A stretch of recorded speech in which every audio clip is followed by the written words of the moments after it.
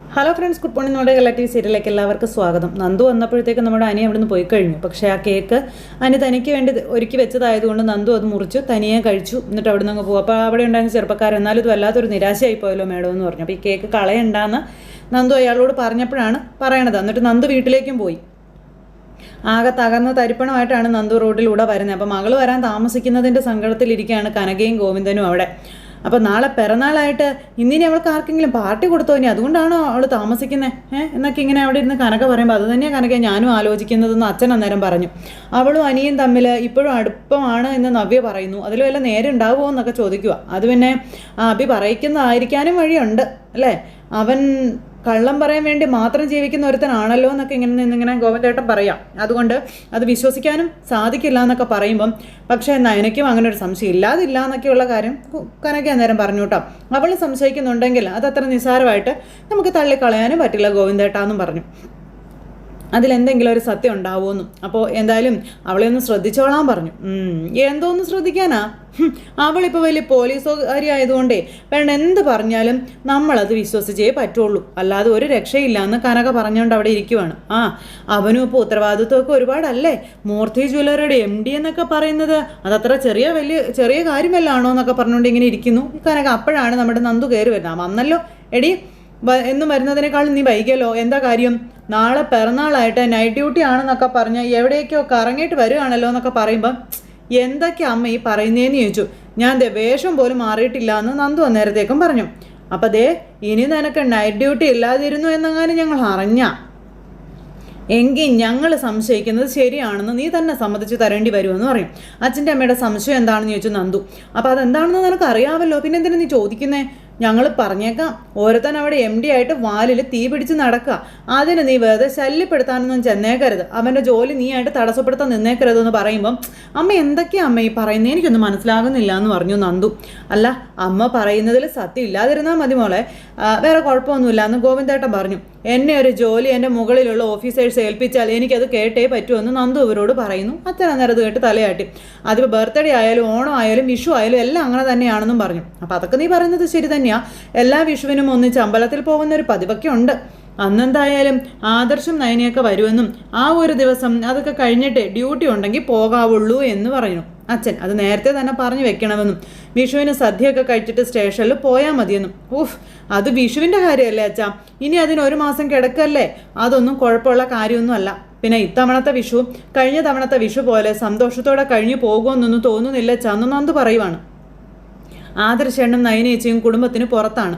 അതിൻ്റെ ഒരു വിഷമം എല്ലാവർക്കും എന്തായാലും ഉണ്ടാകും.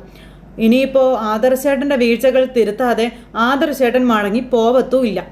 അങ്ങനെയാണെന്നുണ്ടെങ്കിൽ വിഷുവിന് പോകാനുള്ള സാധ്യതയൊന്നും ഞാൻ കാണുന്നില്ല എന്നും പറഞ്ഞു. അല്ല, അങ്ങനെയൊന്നും നീ ചാടിക്കയറി പറയാനൊന്നും നിൽക്കണ്ട. വിഷുവിൻ്റെ അന്ന് എന്നാലും മുത്തശ്ശനെയും മുത്തശ്ശിയും അച്ഛനും അമ്മയൊക്കെ കാണാനേ ആദർശ് നയനമോളെയും കൂട്ടി എന്തായാലും പോകുമെന്നുള്ള കാര്യം ഉറപ്പാണെന്ന് കനക അന്നേരം പറഞ്ഞു.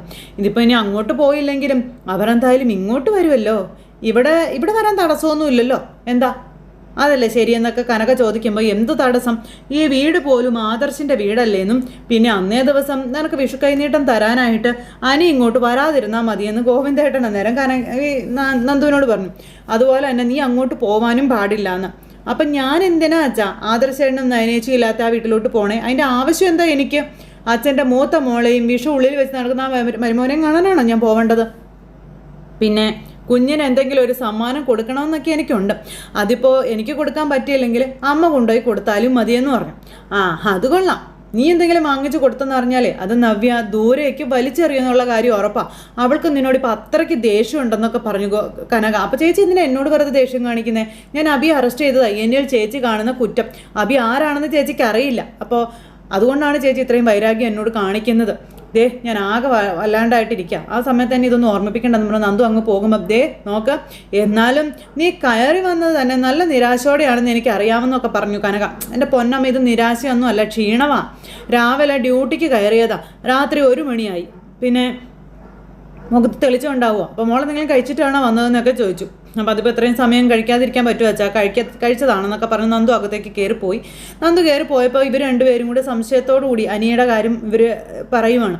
അപ്പോൾ ഇത് നീ ചുമ്മാ മനസ്സിൽ വെച്ചുകൊണ്ട് അവളോട് ഓരോന്ന് കയറി പറയാൻ നിൽക്കണ്ട കേട്ടോ എന്നും പറഞ്ഞു. അവളാകെ തളർന്നാണ് വന്നിരിക്കുന്നതെന്നൊക്കെ ഗോവിന്ദേട്ടൻ അന്നേരം പറഞ്ഞത് നന്ദു അകത്തൊന്ന് കേൾക്കുക. കിടക്കുന്നതിന് മുമ്പ് ഒരു ഗ്ലാസ് പാൽ അതിന് കൊടുക്കാൻ നോക്കാൻ പറഞ്ഞു. അങ്ങനെ അമ്മയെ പറഞ്ഞു വിടുക അച്ഛൻ. സമയത്ത് നന്ദു ആണെങ്കിൽ ഫോൺ എടുത്ത് ഇങ്ങനെ വിളിക്കാനായിട്ട് നോക്കിയപ്പോഴത്തേക്കും പ്രതിരൂപം അപ്പുറ കണ്ണാടിയിൽ വന്നു. ഇപ്പം നീ വിഷമിച്ചിട്ട് എന്താ കാര്യം? പറഞ്ഞ വാക്കു പാലിക്കാൻ പറ്റാത്തത് ആ ഒരു സാഹചര്യം അത് നീയായിട്ടുണ്ടാക്കിയതല്ലേ. പിന്നെ പറഞ്ഞ വാക്ക് പാലിക്കാൻ പറ്റിയില്ലെങ്കിൽ പിന്നെ തെറ്റിദ്ധാരണകൾ ഉണ്ടാകുമെന്ന് നന്ദുവിനോട് പറയുക പ്രതിരൂപം. ചിലപ്പോൾ നിസ്സാര കാര്യത്തിന് രണ്ടാളും പരസ്പരം മിണ്ടിയില്ലെന്ന് വരെ വരും, കണ്ടില്ലെന്ന് വരുമെന്നൊക്കെയുള്ള കാര്യങ്ങളൊക്കെ ഇങ്ങനെ പറയുവാണ്. പ്രണയബന്ധങ്ങളെ അതുമൂലം ചിലപ്പോൾ തകർന്നു പോകാനുള്ള സാഹചര്യങ്ങളും ഉണ്ടെന്ന കാര്യവും പറഞ്ഞു. അങ്ങനെ പ്രതിബിംബം പറയുന്ന കാര്യമൊക്കെ കേട്ട് നമ്മുടെ നന്ദുവിനെ ഭയങ്കരമായിട്ട് ടെൻഷനായി. അപ്പോൾ എൻ്റെ സാഹചര്യങ്ങൾ അവൻ അറിയാം, പക്ഷെ അവനത് മനസ്സിലാക്കി പെരുമാറുന്നില്ലല്ലോ. നവീനേട്ടൻ വന്നില്ലായിരുന്നെങ്കിൽ ഞാൻ എങ്ങനെയെങ്കിലും ആ ചടങ്ങ് ഒഴിവാക്കിയിട്ട് അവിടെ നിന്ന് പോകുന്നതിനേന്ന കാര്യമൊക്കെ പറയാം, പക്ഷെ അതിനും പറ്റാതായി പോയല്ലോ എന്ന് പറഞ്ഞ് നന്ദു ഇങ്ങനെ ആദ്യ പിടിച്ചുകൊണ്ടിരിക്കും കേട്ടോ.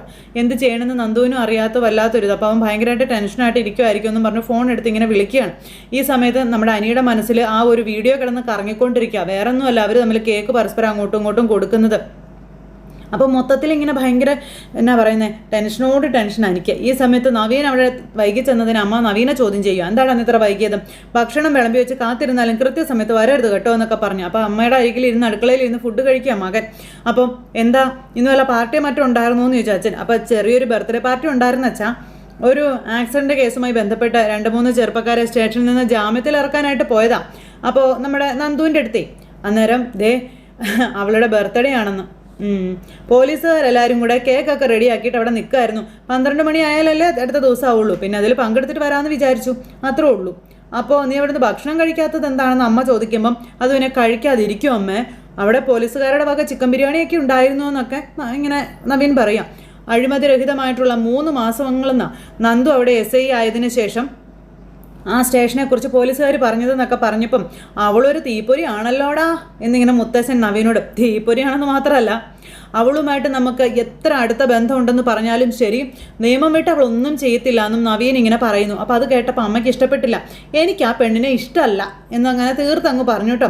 അവൾക്ക് ഒരു എല്ല് കൂടുതലാണെന്നും ആണുങ്ങളോട് പോലും ഒരു ബഹുമാനവും കാണിക്കാത്തവൾ അവളെന്നൊക്കെ പറഞ്ഞ് ഇങ്ങനെ പറയുമ്പം കാണിക്കേണ്ടവരോടൊക്കെ അവൾ ബഹുമാനം കാണിക്കുന്നുണ്ട് മോളെ എന്നും പറഞ്ഞ് അമ്മയോട് നേരത്തേക്കും പറഞ്ഞു കൊടുത്തു മുത്തശ്ശൻ. ഇന്നത്തെ കാലത്ത് അതുപോലെ മിടുക്കികളായ പെൺകുട്ടികൾ വളരെ കുറവാണെന്ന് മുത്തശ്ശൻ പറഞ്ഞു. പെണ്ണായി പറഞ്ഞിട്ടും പെൺകുട്ടികൾക്ക് തൻ്റെ ഇടം പാടില്ല എന്ന് പറയുന്ന അമ്മയെപ്പോലുള്ള പഴഞ്ചൻ ചിന്താഗതിക്കാരെ അങ്ങനെ പറയത്തുള്ളൂ, അങ്ങനെയേ ചിന്തിക്കത്തുള്ളൂ. പിന്നെ അത് തിരുത്താൻ പോയിട്ട് കാര്യമുണ്ടോ മുത്തശ്ശാന്നും ചോദിച്ച് മകൻ അവിടെ നിന്ന് അങ്ങോട്ടേക്ക് പോയി.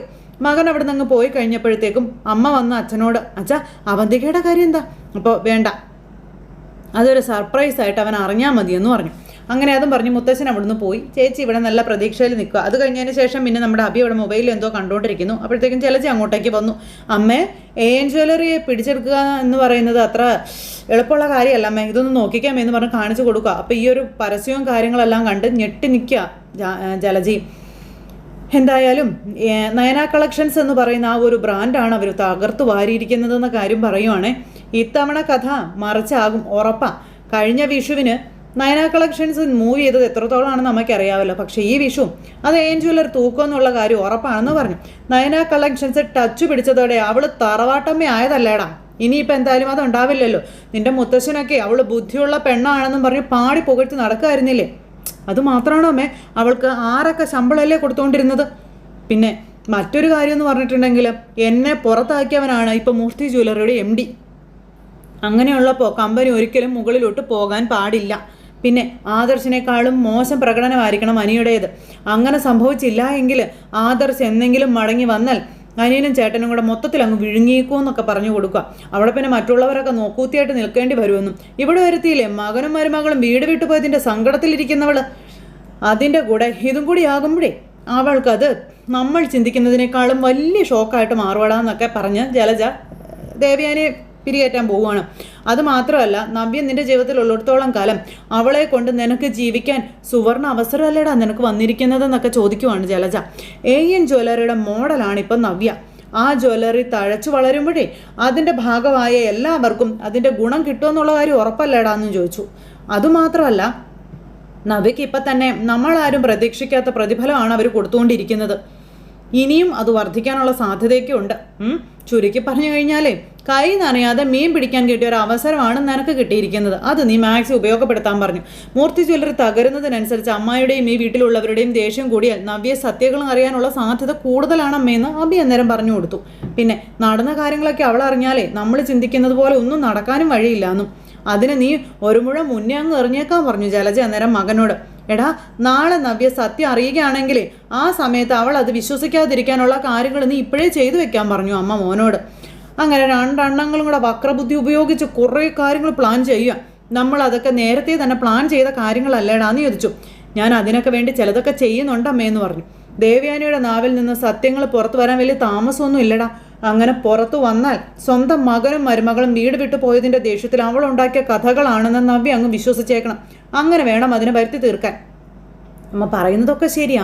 ഇനി നവ്യ കാര്യങ്ങളൊക്കെ അറിഞ്ഞിട്ട് DNA ടെസ്റ്റിനും എല്ലാം പോയാലെല്ലാം പൊളിയൂന്ന് പറഞ്ഞപ്പം എടാ അതിലേക്കൊന്നും അവളെ കാര്യങ്ങൾ കൊണ്ടൊന്ന് എത്തിച്ചേക്കരുത് കേട്ടോ അബി, പണി പാളും. ചന്തുമോൾ എൻ്റെ മോളാണെന്ന് അറിഞ്ഞാൽ ആരായാലും സത്യം ശ്രമിക്കില്ലേ അമ്മയെന്ന് അന്നേരം അബി ജലജയോട് ചോദിച്ചു. എന്തായാലും നീ നിന്റെ ഭാഗം ഇപ്പം തന്നെ സേഫാക്കി വെച്ചിരിക്കണം, അതാണ് വേണ്ടത്.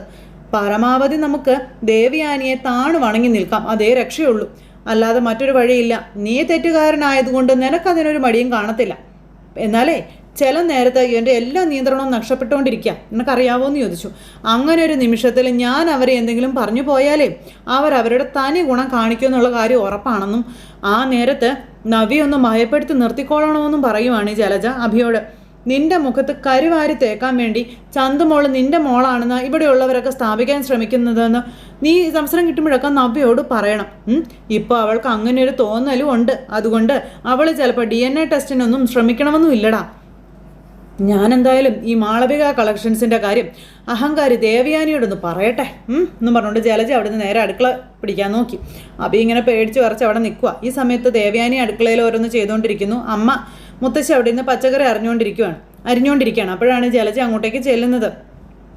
ആഹാ, ഇന്ന് നിങ്ങളാണോ അടുക്കളയിൽ കയറിയെന്ന് ചോദിച്ചു. വലിയതായിട്ട് ജലജ ചെല്ലുമ്പോഴേക്കും നിനക്കും നിൻ്റെ മോനും ഒന്നും വെച്ച് വിളമ്പി തരാനല്ല ഞാനും ദേവയാനിയും കൂടി അടുക്കളയിൽ കയറിയതെന്ന് മുത്തശ്ശി പറയുക. ഇന്ന് നയനമോൾക്ക് ഇഷ്ടപ്പെട്ടതൊക്കെ ഉണ്ടാക്കിക്കൊണ്ട് പോകാൻ വേണ്ടിയിട്ടാണെന്ന് മുത്തശ്ശി ജലജയോട് പറഞ്ഞു കേട്ടോ. ഓ, അങ്ങോട്ട് പോകുന്നുണ്ടെങ്കിലേ നയനയോട് ഒരു കാര്യം കൂടി പറയുന്നത് നല്ലതായിരിക്കും കേട്ടോ ഏട്ടത്തിയെന്ന് ജലജ. അപ്പോൾ മുത്തശ്ശിയും ദേവയാനി നോക്കുക. മാളവിക കളക്ഷൻസ് ദേ നോക്കിക്കേ ഏട്ടത്തി, ഇത് നോക്ക്, ഇന്നും മിക്ക ചാനലുകാരും ഈ ഒരു പരസ്യം കൊടുത്തിട്ടുണ്ടെന്നൊക്കെ പറഞ്ഞുകൊണ്ട് ഇങ്ങനെ ആ ഒരു മാലകളുടെ ഡിസൈനും കാര്യങ്ങളൊക്കെ കാണിച്ചു കൊടുക്കുക ദേവയാനിക്ക്. അപ്പോൾ ദേവയാനി ഇതെല്ലാം നോക്കി നിൽക്കുവാണ്. അപ്പോൾ ഇനിയിപ്പോൾ നയന കളക്ഷൻസൊക്കെ അപ്രസക്തമാവുന്ന കേട്ടോ തോന്നണതെന്നൊക്കെ പറഞ്ഞുകൊണ്ട് ഇവരെ പിരികേറ്റുക. അപ്പം മാളവിക കളക്ഷൻസോ എന്ന് പറഞ്ഞുകൊണ്ട് ദേവയാനി ഇങ്ങനെ നിന്ന് ആലോചിക്കുന്നു. വിഷുവിന് ഏത് രീതിയിലും മൂർത്തി ജ്വല്ലറിയെ തറ പറ്റിക്കാൻ അവർ നോക്കുന്നതാണെന്നാണ് എനിക്ക് തോന്നുന്നത് എന്ന് ദേവയാനി അന്നേരം അവിടെ ഇരുന്ന് ഇങ്ങനെ പറഞ്ഞു. അപ്പം നോക്കട്ടെ എന്ന് പറഞ്ഞുകൊണ്ട് നമ്മുടെ മുത്തശ്ശി അത് മേടിച്ചു നോക്കുക. അപ്പോൾ ജലജ വലിയ സന്തോഷത്തോടു കൂടി ഇതിങ്ങനെ കാണിച്ചു കൊടുക്കുക കേട്ടോ. അപ്പോൾ ഇത് നമ്മുടെ നയനമോള് ഡിസൈൻ ചെയ്തതുപോലെ ഉണ്ടല്ലോ എന്ന് പറഞ്ഞു മുത്തശ്ശി. അപ്പോൾ പറയുന്നത് കൊണ്ടൊന്നും തോന്നരുതമ്മേ, അതിനേക്കാളും നല്ലതാ കേട്ടോ ഒന്ന് ജലജ. അല്ലെങ്കിലും നയനമോളുടെ ഡിസൈനൊന്നും നിനക്ക് ഇഷ്ടപ്പെടത്തില്ലല്ലോ എന്ന് നമ്മുടെ മുത്തശ്ശി അന്നേരം പറഞ്ഞു. അമ്മേ, അതവൾക്ക് വലിയ സന്തോഷമായിരിക്കും, അതുകൊണ്ടാണ് ഇവൾ ഓടി വന്നത് അമ്മയെ കാണിക്കാൻ വേണ്ടിയിട്ടേ, അല്ലാണ്ട് ഇവൾ വരും അമ്മയെന്ന് ദേവയാനി അന്നേരം നിന്ന് ചോദിക്കുന്നു. എന്ന് വെച്ചാൽ ഇവളുടെ മരുമോളല്ലേ ഇപ്പോൾ AN ജ്വല്ലറിയുടെ മോഡലായിട്ട് നിൽക്കുന്നത്. അവൾ കിട്ടുന്നതിൽ പകുതി അബിക്ക് കൊടുക്കുന്നുണ്ട്. അതുകൊണ്ടാണ് അമ്മയും മോനും കൂടി അവളെ ഇപ്പോൾ ഒന്നിനും തടയാത്തതെന്നൊക്കെ ഇങ്ങനെ മുത്തശ്ശി പറയുമ്പം എൻ്റെ അമ്മയെ ഞങ്ങൾ തടഞ്ഞ് അവൾ നിൽക്കും അമ്മ എന്താ ഈ പറയുന്നേ? അവനാണെങ്കിലും ഇപ്പോൾ ഒരു പണിയില്ലാണ്ടിരിക്കുക. പണിയില്ലാത്ത ഭർത്താക്കന്മാരെ ഭാര്യമാർ അതിന് വില വയ്ക്കുമോ അമ്മയെന്നൊക്കെ ഇങ്ങനെ ജലജ ചോദിക്കുക. അബിക്ക് പണിയില്ലെങ്കിലും അവൻ അർഹതപ്പെട്ടത് മാസാമാസം നമ്മുടെ കമ്പനിയിൽ നിന്ന് അവന് കൊടുക്കുന്നുണ്ടല്ലോ, പിന്നെന്താണെന്ന് ദേവയാനി അന്നേരം ചോദിച്ചു. ആൺകുട്ടികൾക്ക് ജോലി ഇല്ലാത്തതല്ല പെൺകുട്ടികളുടെ പ്രശ്നം, അവർക്ക് ചെലവിന് കൊടുക്കാത്തതാണെന്നുള്ള കാര്യം പറയുവാണ് ദേവയാനി. ഇവിടെ പിന്നെ അങ്ങനെ ഒരു തലവേദന നിൻ്റെ മോൻ എന്തായാലും ഇല്ലല്ലോ, അത് ഓർത്ത് നീ സമാധാനിക്കാൻ പറഞ്ഞു. പിന്നെ എന്തിനാ അവളെ AN ജ്വല്ലറിയുടെ മോഡലാകാൻ ഇവിടെ നിന്ന് പോയത്? എന്താ അവളെയും അവളുടെ ഭർത്താവിനെയും കൂടി എല്ലാവരും ഇടിച്ചു താഴ്ത്തുന്നതാണ് അവൾ പറയുന്നത്. പിന്നെ എന്ത് ചെയ്യാനാണെന്ന് ജലജ ചോദിക്കുമ്പം പറച്ചിൽ നിലയ്ക്കും. ഞങ്ങളുടെ നാവൊന്ന് പിഴച്ചാൽ ഈ വീടിനകത്ത് നടക്കുന്ന സംസാരമൊക്കെ AN ജ്വല്ലറിക്കാർക്ക് ചോർത്തി കൊടുക്കുന്നുണ്ടായിരിക്കും നിന്റെ മരുമോള്. അത് നടക്കുന്നുണ്ടെന്നൊക്കെ മുത്തശ്ശി പറയുമ്പം അത് ഉറപ്പല്ലേ അമ്മയെന്ന് ദേവയാനി പറഞ്ഞു കേട്ടോ. അതുകൊണ്ടാ ലോകത്ത് ആരും കൊടുക്കാത്ത പൈസ അവൾക്ക് അവർ കൊടുക്കുന്നതെന്ന് ദേവയാനി പറഞ്ഞു. രണ്ടാളും കൂടി എന്നെ വഴക്ക് പറയാതെ നയനയോടൊന്ന് ആക്റ്റീവ് ആകാൻ പറയാനായിട്ട് ജലജ വലിയ ഉപദേശം. അപ്പോൾ ആദർശ് MD സ്ഥാനം രാജിവെച്ചതോടെ നയനയും കമ്പനിയിലോട്ട് ഇപ്പോൾ തിരിഞ്ഞു നോക്കുന്നില്ല, ഒന്നിനും പോകുന്നതും ഇല്ല. അവളുടെ പുതിയ ഡിസൈൻസ് ഒന്നും ഇപ്പോൾ കമ്പനിക്കാണെങ്കിൽ കിട്ടുന്നുമില്ലല്ലോ എന്നും പറഞ്ഞു. പിന്നെ അനിയാണിപ്പോൾ ആദർശിൻ്റെ കസേരയിലും കയറിയിരിക്കുന്നത്. വിഷു കഴിയുന്നതോടെ കമ്പനി കൂപ്പ് കുത്തിയ അവന് ചിലപ്പോൾ പുറത്തു പോകേണ്ടതായിട്ട് വരുമെന്നുള്ള കാര്യമൊക്കെ പറഞ്ഞിങ്ങനെ സംസാരിക്കാം. പിന്നെ കമ്പനി ഭരിക്കുന്നത് കുടുംബത്തിന് പുറത്തുള്ളവരായിരിക്കും, അത് നിങ്ങളാരും മറക്കണ്ടെന്നൊക്കെ പറഞ്ഞ് ജലജയുടെ വക ഒരു ഔദാര്യ ഉപദേശവും കൊടുത്തിട്ട് ജലജ അങ്ങ് പോയി. അപ്പോൾ അവൾ പറഞ്ഞതിലും കാര്യം ഉണ്ടമ്മയെന്ന് പറയാം ദേവയാനി. അപ്പോൾ ഒരു കാര്യവും ഇല്ല, നമ്മുടെ കമ്പനി തിരിച്ചു വരും, പഴയതിനേക്കാളും ശക്തമായി തന്നെ തിരിച്ചു വരുമെന്ന് മുത്തശ്ശി പറയുമ്പം എന്താ അമ്മയ്ക്ക് ഇത്ര ഉറപ്പെന്ന് ചോദിച്ചു മുത്തശ്ശിയോട് ദേവയാനി. അപ്പോൾ അതെനിക്ക് ഉറപ്പാണ്, അതിന് തീർത്തും പരാജയപ്പെടില്ലെന്ന് തന്നെയാണ് അവൻ്റെ മുത്തശ്ശൻ പറയുന്നത് എന്നിങ്ങനെ മുത്തശ്ശി ദേവയാനിയോട് പറഞ്ഞു. അതുപോലെ തന്നെ ആദർശും കമ്പനിയിലും മടങ്ങിയെത്തും, കമ്പനിയുടെ MD ആയിട്ടെന്നും പറഞ്ഞുകൊണ്ട് മുത്തശ്ശി ഇങ്ങനെ ദേവയാനിയോട് പറയുമ്പോൾ ദേവയാനി ഇത് കേട്ട് അന്തം വിട്ട് ഇങ്ങനെ നിൽക്കുന്നു. അപ്പോൾ ജലജയുടെ ഷോ ഓഫ് കഴിഞ്ഞപ്പോഴത്തേക്കും മുത്തശ്ശി തന്നെ ദേവയാനിയോട് ആ സത്യം പറയും കേട്ടോ. അപ്പോൾ അത് കേട്ട് ഇങ്ങനെ സന്തോഷത്തോടു കൂടി ദേവയാനി നോക്കി നിൽക്കുന്ന ഒരു സിറ്റുവേഷനും ആ ഒരു സാഹചര്യങ്ങളും കാര്യങ്ങളൊക്കെ കാണിച്ചുകൊണ്ടാണ് നമ്മുടെ ഇന്നത്തെ കഥ ഇവിടെ അവസാനിച്ചിട്ടുള്ളത്. അപ്പോൾ എല്ലാവരും കാത്തിരുന്ന് കാണണം കേട്ടോ. എല്ലാവർക്കും നല്ലൊരു ദിവസം ആശംസിക്കുകയാണ്. എല്ലാവരും തരുന്ന സപ്പോർട്ടിനും സ്നേഹത്തിനും ഒത്തിരി നന്ദി ഹൃദയത്തിൻ്റെ ഭാഷയിൽ അറിയിക്കുന്നു. അടുത്ത സൂപ്പർ ഹിറ്റ് കഥയുമായി കാണുന്നത് വരെ എല്ലാവർക്കും നന്ദി. Take care, bye bye, Tata.